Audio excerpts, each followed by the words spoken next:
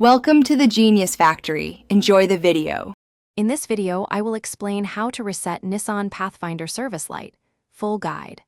Turn the ignition to the accessory position without starting the engine and press the trip reset button on the dash until the display shows the service menu.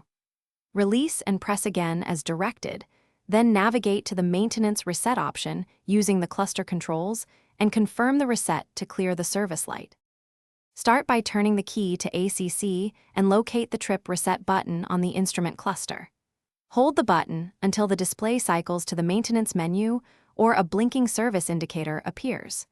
Use short presses to navigate to the reset selection, then press and hold to confirm. Wait for the display to show confirmation, then turn the ignition off and restart to ensure the service light is cleared. If you are finding this guide helpful, please subscribe and like the video to support more car tips.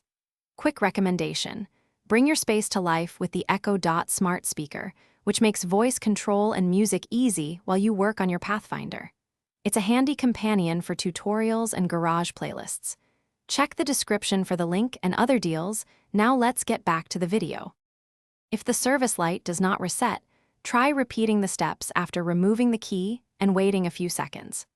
Verify the battery has normal voltage and inspect related fuses that might affect the cluster.